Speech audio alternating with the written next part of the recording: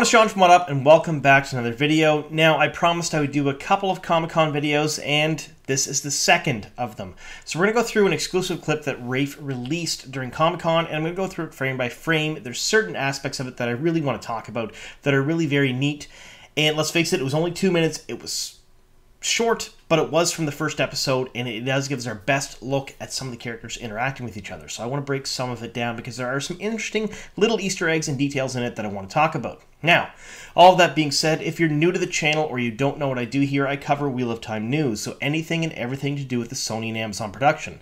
That's leaks, rumors, set videos, set pictures, castings, official announcements, you name it, I cover it here in the channel because I'm a huge Wheel of Time nerd and I love this stuff. So if you like that sort of thing, make sure you click the subscribe button and the notification bell because I put out 1 to 2 videos per week. Also, I do have a Patreon. It's linked down below in the description box. If you'd like to support the channel, there are some tiers there where you can get some cool swag and some very neat stuff. So that's all me plugging myself for now. Now, before we get into the video, spoiler warning, we're going to talk about certain elements of Season 1, Episode 1 of Sony and Amazon's The Wheel of Time show. So if you haven't read at least the first book in the Wheel of Time series by Robert Jordan, that's The Eye of the World, be forewarned, I'm going to ruin minor plot points and character arcs from about the first 20 chapters or so. Alright, all of that being said, let's get on to the video. Alright, so now we're going to talk just a bit about all of these different frames. I'm going to try to do this in one take because, let's face it, I like having a conversation with you folks, and it's better that way. I don't like editing a whole bunch and cutting it out. I think it takes away a lot of the realism of this. So I like to have this as a conversation between other people that I like that enjoy the Wheel of Time as well. So that's what I'm going to do here. Now, I plan on doing something similar to this when the actual episodes drop. For every episode, I'm going to do a breakdown, something akin to this, and then I'm going to do a deep dive Easter egg video as well as a reaction/review for each episode. Now, if you folks want to see anything different or maybe something changed from what I'm doing here, let me know. I'm not going to use moving pictures, so I'm not going to actually use video in any of my videos due to this certain laws and copyright things that are happening right now in Canada. However, I can use stills, and that's what I plan on doing. It actually works out a little bit better because I like to talk a lot, and I can show things and then talk about them. Now, we're going to dive into certain frames from that clip that they showed at Comic-Con. Now, I'm going to bring up things that I thought were interesting or things I can talk about, and we're going to go through the entire 2-minute clip. It wasn't very long, and this whole clip centered around the fact that this was the first meeting of Lan and Moiraine in the Two Rivers when they came into the Wine Spring Inn. Now, I will say this is very different from the book series, and this is just one of those small changes we've heard about, and there are a bunch of big changes too. Rafe has alluded to it a number of times. He's talked about it publicly. Things are not going to be the same as the book. The general storyline, the general plot, the heart and spine of the book series will be completely the same. However, the details won't be, and they're changed for a multitude of different reasons. Money, how it looks, things they could do while filming, things they couldn't do while filming, limitations they had on them for other reasons.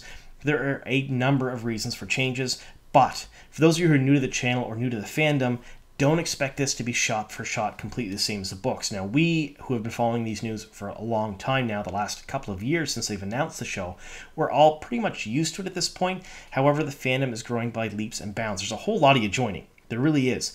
And all of this information is new. So when you see stuff like this and it's changed, try not to be too upset because these are minor changes. And there are some major ones. If you go back through some of my other videos, I do highlight them. But just be warned that this is basically considered another turning in the wheel. Same characters, same storyline, different details. Alright, so we open with a shot of the Two Rivers. We see Emond's Field here with the Wine Spring Inn in the background. Now, the Wine Spring Inn has all of these lights, and Emond's Field has all these lights around it. And a lot of the promotional material we've seen these lanterns pretty much everywhere, and they're to do with Beltane and the celebration they're having. Now, this is, I believe, the night before Beltane. So this is the night before, then we have Beltane, and then we have Winter Night. I know that's a little bit different. I think they've changed the timeline of some of the festivities just a bit to fit better with the story that they're telling. However, I believe that's what we're seeing because we have seen Moiraine in Lan in daytime walking around Emond's Field in promotional material with the lanterns behind them, and everything is basically still pristine. It's not been attacked yet. There's nothing burnt down. There's no problems. But we're seeing them arrive in the night here. The following day, we see that promotional material, and then the next night we have the trailer where the Trollocs and all the Shadow Spawn attack the town. So I think the very beginning of the episode, first season 1, episode 1 will happen basically just over 2 days, with all of the extra stuff thrown in. We're going to see White Cloaks, we're going to see other things too, but the stuff just in here, just in the first episode, will happen over 2 days or so. That's my guess. Then we get our first look at some of the Emond's Fielders. Now, we have seen some of the main cast and tertiary cast. They've been announced by Amazon, but we haven't really seen the extras and the people that make up the town. Now, they are a varied number of different nationalities, races, ethnicities, and from different countries, and I like that. Rafe has mentioned a couple of different times that this is what's going to happen. We're going to see a number of different people on the screen, and again, this isn't exactly how I expected it in my head. However, one of the changes they're making is this: they're not going to basically confine themselves to a casting pool of people who look a certain way if they can get other people who are better for the role. So there's that. Now, after that, we see this lady right here. This is Days Conger. Now, she is one of the women's circle, and she does show up later on in the book series. So what we've seen of casting so far, of named castings that they've actually given us, have been people from Emond's Field that we're going to see again. So Abel and Natty Cawthon, Matt's parents. We've seen Meryn and Bran Elvir, Egwene's parents. We've seen Tam Thor, Rand's father. All of these Two Rivers folk, including Days Conger and this gentleman right here, Senbui, they are people that will show up later on in the book series because, and this isn't really a spoiler, we do see the Two Rivers multiple times throughout the book series, and these people are staples. We do see them here and there because they are important people in the town. Now, something I want to mention about Senbui here, this gentleman is up on IMDb, so if you look at IMDb for the Wheel of Time, there's a bunch of stuff there, and a lot of it's incorrect. So it does say episode counts for certain people, and they're wrong. It does miss some castings. There's other things going on there, and he is labeled as Cranky Old Man, not Senbui. Why? Well, basically anybody with an Amazon Pro account can go in and edit this stuff, and someone thought it was funny. I like it. I think it's pretty cool. Now, to me, he looks just like Cranky Kong from the Donkey Kong series. That's just the vibes I get from him. But let me know what you think in the comments down below. All right, so then we have our first look at Rand, and then we have Tam in the foreground talking with Perrin. So this basically kind of shows us that Tam does know Rand's friends. They talk a lot, which we knew in the books that happened, and Rand is kind of in the background. Now, I want to note, take a look at the Wine Spring Inn. This is an old structure. The windows have stained glass in them. Those chandeliers are absolutely amazing. The lights on the wall, the sconces, things like that. Really, really high attention to detail. Now, this is one of the oldest buildings in the Two Rivers. The foundation is even older, and it is they did a really good job with this. Like, I really, really love seeing this in. It's whoever did the sets, hats off to you. Now, we have Egwene walking around, and she's serving people. So she is the innkeeper's daughter, and this kind of goes hand in hand with what she did in the books. She basically worked as a server for the Wine Spring Inn. She gave people their food and drinks, and they're showcasing that early on in the trailer. And again, look at the windows in the background, absolutely beautiful. The carved pillars, oof, I don't know how long this took, because this is an actual set that was built, and it's really very neat. Then we have this little interaction here during the trailer. Again, this is all before Lan and Moiraine show up. We see Egwene interacting just a bit with Tam. Now, essentially, when they interact like that, it kind of gave me vibes that, you know, they know each other, they've interacted quite a bit before, and he seems to regard her very warmly. Now, in the book series, they did mention that Rand and Egwene were in a relationship. However, it kind of fell flat. They didn't explore it very much. And then later on, when that relationship didn't blossom and grow, you didn't really feel bad for them. You didn't feel like they really were together, so why would you care if they're apart? However, I think we're going to see something completely different from the show. I think we're going to see Rand and Egwene essentially forming a relationship and being together in a much more intimate and loving way than we did in the book series, which was kind of glossed over as maybe you're in grade 3 and you're my girlfriend and I'm your boyfriend, and check this box if you'd like to go out with me type of thing. That's kind of the vibes I got from the book. I think it's going to be more of an adult relationship in the actual show. Now, at this point, the door opens and you hear the spurs. So the spurs are Daniel Henney's boots, which again is a pretty big point. Mandarb is very well trained, so he's going to have some spurs to help guide the warhorse while he's fighting. I liked that little aspect, that little tidbit. Now in this photo here, you see in the background Meryn Elvir standing next to her daughter Egwene, and then in the foreground you have, or midground I guess you'd say, Days Conger, and then flanked ahead of her by Nynaeve Almira the Wisdom. Now my guess is this is probably most of the women's circle here. They're all talking together, and then when the door opens, we get to see the strangers enter the building for the first time.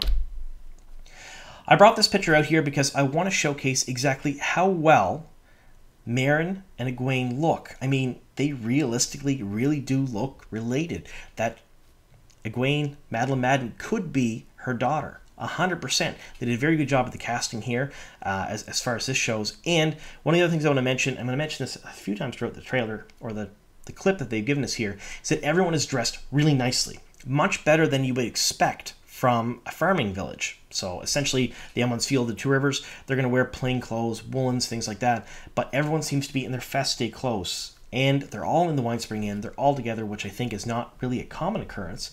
And they're partying. So this is probably the start of the festival. Everyone dressed up, they all come out together, and they're all having a good time.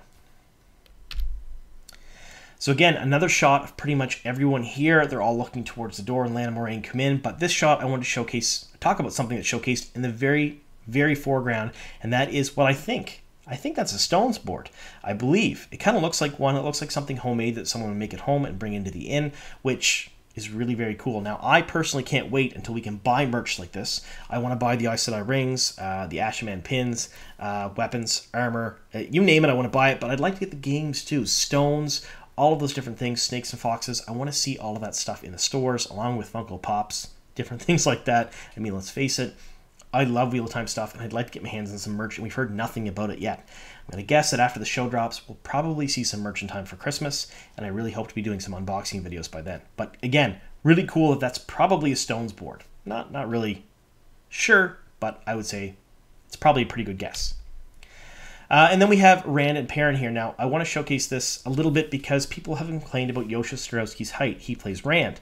They say his hair's not red enough and he's not tall enough. Well, as a ginger, he's a redhead. I'm not going to lie to you. I don't know how his hair can get much redder unless it comes from a bottle. That is what redheads look like. I'm a ginger. My wife's a ginger. Our kids are all redheads as well. A friend of mine, Lauren from Unraveling the Pattern, he's a redhead as well. This is how real redheads look. Yes, there are different varying shades of red, but he's definitely a redhead. And I will make a note here. He's the only redhead you see out of every person in the Two Rivers in this clip. So everybody in the Winespring Inn that's there, none of them have red hair. Not one. Rand's the only one with it. The other thing I want to talk about is his height.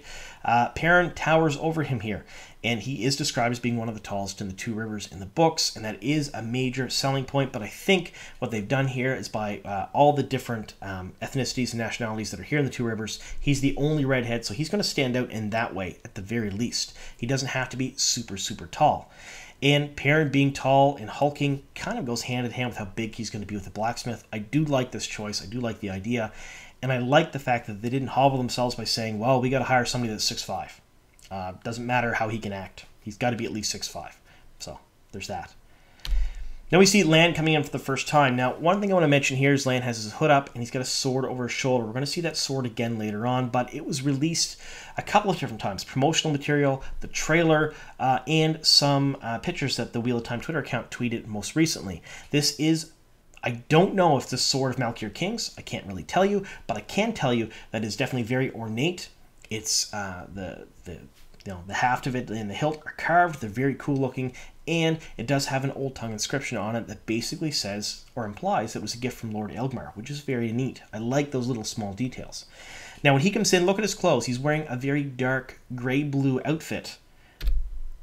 And when he comes in, Nynaeve Almira, true to her character in the books, grabs at her knife, and she is ready to protect everyone in the inn from the stranger with a sword, regardless of her abilities or capability to do so. And that's exactly how she feels in the books. She feels very protective of everyone in the village. She is the wisdom. Let's face it. She is there to serve them and to make sure they're safe, which is really very cool. Then Lan takes off his hood, and we see the Hedori. That's the leather little circlet he has around his head that he's tied back there. I like that detail. He did wear it in the books, and a lot of people have made them, including Malkier's King, who is one of the members of Twitter Time, and he made them to look just like this, which is neat. I like the fact that they kept it in the series and that he wears it. I love it. Then we get our first look at Roseman Pike as Moiraine in this clip. She comes in, she has her hood up, she pulls it down, and we get kind of a shot of her Aes Sedai ring there. Now, I have a better picture. I'm going to talk about it here in a bit, but when she comes in, everyone gasps. Everyone knows who she is. Like, she enters in the room, she's very confident, she is the most important person in the room, and she knows it when she enters. Her presence when she came in to me, was really very cool. This is that shot of the ring I was talking about. Very different from how it's described in the books, very different from the merchandise you used to be able to buy that was produced by different companies and different people. This one shows the Great Serpent wrapped around an inlaid stone. Now this inlaid stone is blue for Moiraine. Now we've seen from other promotional material it's red for the red Asha, and we've seen it as being green for the green Asha. I'm going to go on a limb here and say that probably this ring showcases their Asha when they choose it. When they become Aes Sedai, they get this ring. I don't know what that means for accepted, because in the books, when you get a ring, or when you first go to the White Tower, you're a novice, you have no ring, and then when you become accepted, you get your ring. And in the books, it was just a Great Serpent, just a gold Great Serpent on their hand, and that's all it was. It was very plain, and they changed the finger when you become an Aes Sedai.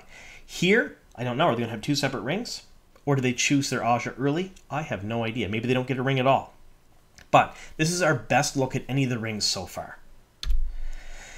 Now you'll notice that in this clip, she walks right by Nynaeve. This comes straight out of the books. Essentially, it's mentioned in the first few chapters that when she came to town, she basically called Nynaeve child and walked right by her and kind of dismissed her. She is the wisdom. She is very important. However, Moiraine didn't recognize that. She did, however, feel the spark of a woman able to channel and did come back and talk to her later on. But I think this is a small nod to that scene in the books that we didn't actually get to read about when she met Nynaeve for the first time and brushed her off, because she goes right into the inn and she talks to Mare and Elvir in the background, which is the innkeeper. So she ignores the wisdom and talks to them. Now this particular photo I brought up here basically just because I liked the look of those card columns in the background and I wanted to look at them again. And again, everyone seems to be dressed in their best. There's no worn and frayed clothing, there's no dirt, there's no mud. All of these things seem to be very, very well kept up and of better quality than what you would expect from someone in a village to wear. So then here again, I want to showcase this, and there's going to be a couple other pictures of their clothing that I brought up here. It seems to be of higher quality, but what I want to showcase here is the cups. Look at those tankards. They did a really good job. Like, in every little detail they have here, I like it. And behind that bowl or plate, whatever has the cheesecloth over it in the center of the table, what looks to be a pipe. Now, in this particular clip, most of the men are smoking pipes, but no few number of women are as well. And that pipe is in front of a woman, which is not something that's really mentioned in the books. So I think they're going to showcase Two Rivers tobacco as being a very big deal.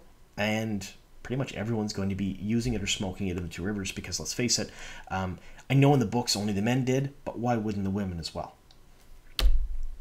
Moiraine goes right in. She goes right to the fireplace. And I like this. I wanted to look at the fireplace because, again, the sets are absolutely amazing to me. Like, the time and effort they put into these things blows me away. Now, I don't know a whole lot about set design, but I know what I like, and I do like this. Again, back to that feste clothes, you have these earrings on this lady right here. A lot of the women are wearing jewelry, and you would not expect them to be wearing jewelry in the Two Rivers unless it's a very important day. So again, probably the beginning of Beltane. Winter Night's probably the next night. Perhaps this is Winter Night and the attack happens the next night, and that's not Winter Night. I don't know, but I do know that everyone is certainly wearing their best. Again, here in the foreground, you can see Senbui, and I just wanted to show that because he's right there. But this is some more of the clothing. You have a bunch of different people, a bunch of different types of clothing, and the tankards all look worn. They look old, but of high quality. Very neat. This is a picture I want to talk about. Now, there's been a lot of talk about Barney Harris recently as Matt because he is no longer performing the role. Now, that's not really a spoiler because Deadline announced it a while ago. I've done a video on it. All the other content creators have talked about it. It's been all over Reddit, Facebook, and Twitter of time. However, Barney Harris will not be playing Matt for Season 2. There is a different actor for that role. And this other lady here, that's Dana. Now, Dana is someone who was at the table read for the first season, and everyone speculated heavily on what her role could be. No one really knew. From the way this clip is shot, I'm going to say that she's probably somebody that's romantically involved with Matt Cawthon. I'm just saying that's how it seemed to me at the very least. She was at the table read. She was only at the table read for episode 1, so we know she has some speaking parts, some lines at the very least. Probably interaction between those two, and we probably don't see her again. So when he leaves, he's not only going to leave his sisters and his mom and his dad, he's also leaving someone he's romantically involved with. So I think that's very neat, a small touch, but this is something that the fans speculated about for quite some time, and now we kind of know. So I like the fact that this is shown. Again, Nynaeve in the background looking at Lan with her hand on her knife. I love that. She's protecting everyone in the wine spring, protecting everyone there, and her whole focus is on the strangers because she wants to make sure that everyone's kept safe.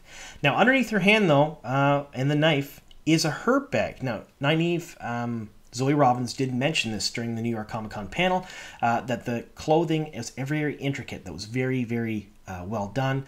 The costumes were really good, and let's face it, the details are there all the way down to that herb bag. And again, look at her clothes. Her clothes are not as fine as everyone else's in the room. She may be wearing her best, but she's still wearing stout woolen Two Rivers woolens. That's just the way it is.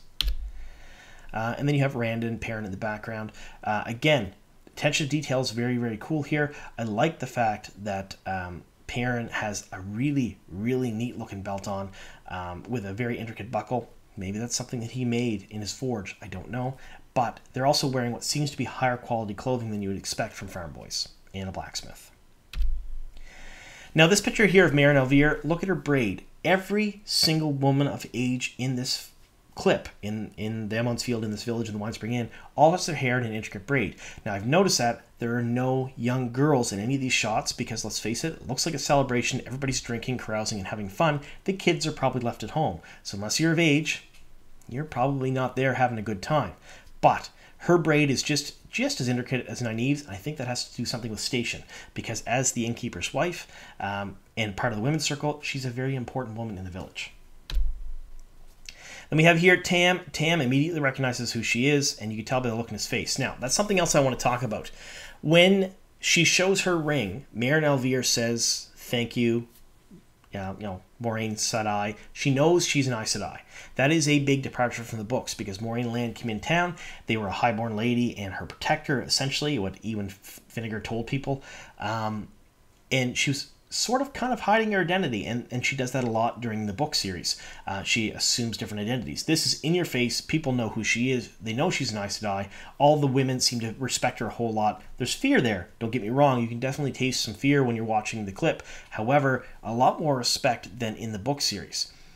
I'd like to see how they handle that when they get to Amador. That would be really, very cool. She's not definitely hiding her identity in any way, shape, or form. So, it was little over 2 minutes. I think it was 2 minutes and like 17 seconds or something like that. It was a small clip, but it was very cool. It gave us our first interactions with all the characters. It showcased Rand and Perrin talking about Egwene and the ceremony she had earlier in the day. That's probably from the trailer where she got, kind of yeeted off the cliff into the water. And my guess is that is when she's joining the women's circle because her hair is in a braid beforehand and after in the trailer. So I'm guessing she's already a woman. That's not a ceremony for becoming a woman because they've aged the characters up, but maybe a ceremony for joining the women's circle. It shows a lot of the interactions, how they talk to each other, and it's all very easy, and it seems to be that the chemistry is there for all of these characters. I really liked it. Now, I want to know what you folks think down below in the comments. This particular clip, again, was not the trailer. Rafe has promised us a full trailer before release, and we're looking at just a little bit over a month right now. November 19th is when the first 3 episodes drop. We're going to get a full trailer before then. We've had the teaser trailer that was about 2 minutes long before. Full trailers usually run about 3 minutes plus. We're going to get something different soon.